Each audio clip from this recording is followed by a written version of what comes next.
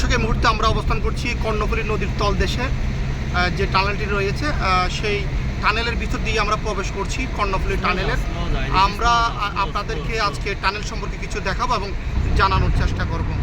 দর্শক, আপনারা জানেন বঙ্গবন্ধু টানেল প্রকল্পটি শুরু হয় 2017 সালে এবং এটি বাংলাদেশ ও চীন সরকারের যৌথ অর্থায়নে নির্মিত হয়েছিল। প্রকল্পটি মোট ব্যয় ধরা হয়েছে প্রায় 10,89,800 কোটি টাকা, যার মধ্যে বাংলাদেশ সরকার 4,619 কোটি টাকা এবং চায়না এক্সিম ব্যাংক থেকে 6,000 কোটি টাকার বেশি অর্থায়ন করেছে। আপনাদেরকে এই টানেল সম্পর্কে আরেকটু ধারণা দিয়ে রাখি।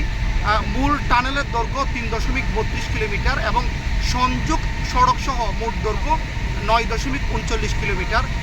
এটাতে টানেলের দুটি চার লেনের কিউব নিয়ে গঠিত, প্রতিটির দৈর্ঘ্য 2.45 কিলোমিটার। গভীরতা রয়েছে সে সম্পর্কে একটু যদি আপনাদেরকে ধারণা দিই। টানেলটি কর্ণফুলী নদীর তলদেশে 18 থেকে 31 মিটার গভীরতায় অবস্থিত। টানেলের মধ্যে যানবাহন সর্বোচ্চ গতি 80 কিলোমিটার প্রতি ঘন্টায় এবং টানেলের পশ্চিম এবং পূর্বে উভয় প্রান্তে 5.35 কিলোমিটার সংযোগ সড়ক এবং আনোয়ারা প্রান্তে 727 মিটার দীর্ঘ ফ্লাইওভার রয়েছে। টানেলের প্রভাব ও ভবিষ্যৎ সম্ভাবনা যদি আমি আপনাদেরকে একটু জানিয়ে রাখি, এই কর্ণফুলী টানেলে চট্টগ্রাম এবং আনোয়ারাকে সংযুক্ত করে, যা চট্টগ্রাম থেকে কক্সবাজারের দূরত্ব 40 কিলোমিটার কমিয়ে দিয়েছে। এটি প্রস্তাবিত এশিয়ান হাইওয়ের সাথে সংযোগ স্থাপন করবে এবং দেশের অর্থনৈতিক গুরুত্বপূর্ণ ভূমিকা রাখবে বলে মনে করছেন। আরেকটি জিনিস জানিয়ে রাখি, টানেলটি চালু হলে অর্থাৎ এই টানেলটি কর্ণফুলী নদীর তলদেশ দিয়ে যানবাহন এপার ওপার করতে সময় লাগবে মাত্র 5 থেকে 6 মিনিট, যা সময় এবং খরচ উভয়ের সাশ্রয় করবে। দর্শক, আমরা একটু কথা বলবো আজকে কিছু আইনজীবীর সাথে। তার আগে আমি আপনাদেরকে আরেকটি জিনিস জানিয়ে রাখি, অর্থাৎ এটার দুই পাশের প্রবেশ মুখে রয়েছে প্রচুর পরিমাণ অর্থাৎ আইনশৃঙ্খলা রক্ষাকারী বাহিনী, অর্থাৎ যাদের সন্দেহভাবে যদি কোনো বা অতিরিক্ত গতিতে যদি গাড়ি যাতায়াত করা হয় তাহলে তাদেরকে আইনের আওতায় নিয়ে আসা হয়। এখানে আরও কিছু বিধিনিষেধ রয়েছে, তার মধ্যে 3 চাকার যে গাড়িগুলো রয়েছে সেগুলো যাতায়াত সম্পূর্ণ নিষেধ, মোটরসাইকেল যাতায়াত নিষেধ, রিক্সা যাতায়াত নিষেধ, এরপর অতিরিক্ত স্পিডের গাড়ি যেগুলো নিষেধ। অর্থাৎ মোটামুটি শৃঙ্খলভাবে তারা এখান থেকে যাতায়াত করে। আমরা স্থানীয়দের এখানে যারা কর্মরত রয়েছে তাদের সাথে আমরা কথা বলেছি, তারা আমাদেরকে জানিয়েছেন অর্থাৎ টানেল হওয়ার পরে শুরুতেই কিছুটা দুর্ঘটনা হয়েছিল, এর পরবর্তীতে কিন্তু অনেকটাই কমে এসেছে দুর্ঘটনা, এমনটি আমাদেরকে জানিয়েছেন। দর্শক, একটু আমি আপনাদেরকে দেখাই, আমরা এই মুহূর্তে অর্থাৎ কর্ণফুলীর যে টানেল রয়েছে সেটাতে আমরা আনোয়ারার দিকে আমরা আমাদের লক্ষ্য উদ্দেশ্য যাচ্ছি। আমরা একটু আপনাদেরকে দেখানোর চেষ্টা করছি। ইতিমধ্যেই আমরা টানেলের মুখ থেকে টানেলের প্রবেশ পথ থেকে আমরা বাইরে হয়ে এসেছি।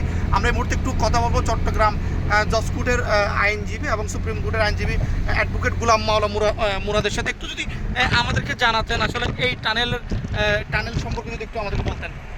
এই টানেলটা তো অনেক স্বপ্ন নিয়ে তৈরি হয়েছিল যে 1 সিটি 2 সিটি 1 টানেল, এটা দিয়ে যেন 2টা সিটিকে সংযোগ করা যায়, সেই জন্যই এই টানেলটা তৈরি করা হয়েছিল এবং প্রায় 10,000 কোটি টাকা ব্যয়ে, যেটা চায়না থেকে 6,000 কোটি টাকা অলরেডি নেওয়া হয়েছিল, যেই 6,000 কোটি টাকা লোন এই বছর থেকেই শোধ করার কথা। কিন্তু বাস্তবপক্ষে দেখা যাচ্ছে যে প্রতিদিন 18,000 যানবাহন এখানে চলাচল করার কথা থাকলেও এখন পর্যন্ত 2-3 হাজারের উপরে গাড়ি প্রতিদিন চলাচল করছে না। অর্থাৎ এখন পর্যন্ত পরিপূর্ণভাবে এটা একটা লস প্রজেক্ট এবং এই যে একটা স্বপ্নের প্রজেক্ট হিসাবে এটাকে রূপ দেওয়ার চেষ্টা করেছিল, বাস্তবে তার কিছুই হয়নি।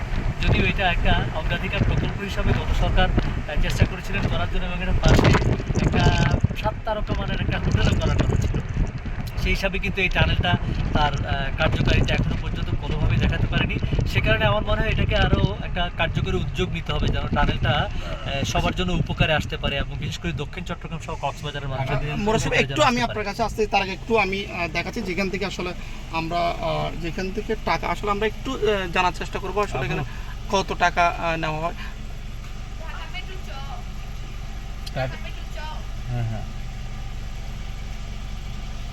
আমরা একটু দেখার চেষ্টা করছি। এখন আমরা জানতে পারবো আসলে কত টাকা আদায় করছেন। এখানে আসলে বিলবোর্ডে টুল রেট লেখা আছে।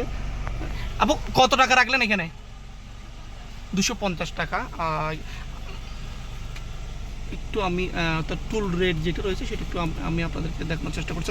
অর্থাৎ আমরা অ্যাডভোকেট গোলাম মুরাদের সাথে কথা বলেছি। তিনি আমাদেরকে যেমনটা জানিয়েছেন যে পরিমাণ গাড়ি যাওয়ার কথা ছিল সে পরিমাণ কিন্তু যাতায়াত হচ্ছে না, যার ফলে প্রতিটি দিন অর্থাৎ এই টুল বক্স অর্থাৎ এই কর্ণফুলী সেতু থেকে এই কর্ণফুলী টানেল কিন্তু অনেক লোকসানের মধ্যে রয়েছে। এমনটি আমাদেরকে আমরা আবার চলে যাচ্ছি অ্যাডভোকেট গোলাম মুরাদের কাছ থেকে। জি একটু যদি বলতেন আসলে। এখন হচ্ছে যে আসলে এই টানেলটাকে যদি আপনার লাভজনক করতে হয় তাহলে এই দক্ষিণ চট্টগ্রামের সাথে যে চট্টগ্রাম মূল শহরের যে সংযোগটা, কক্সবাজারের যে সংযোগটা, সেখানে এই রাস্তাটা দিয়ে আসলে যাতে বেশিরভাগ যান চলাচল করতে পারে সেটার জন্য ইনফ্রাস্ট্রাকচারটা বিল্ড আপ করতে হবে, যেটা এখনো পর্যন্ত করা হয়নি।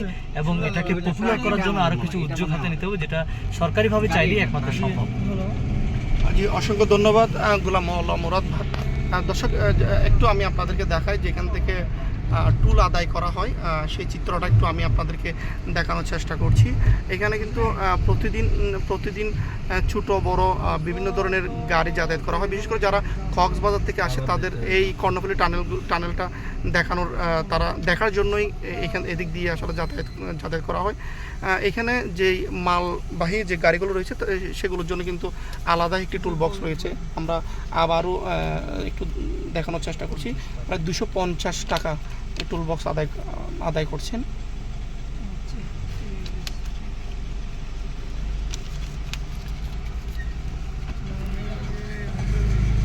আমরা আবারও রওনা করেছি আমাদের গন্তব্যের উদ্দেশ্যে। আমরা অর্থাৎ আনোয়ারা উপজেলা থেকে যেখান থেকে টানেলের প্রবেশ মুখ সেখান দিয়ে আমরা আবারও চলে যাচ্ছি সেই পতেঙ্গা সমুদ্র সৈকত পাশ দিয়েই আমরা রওনা করেছি।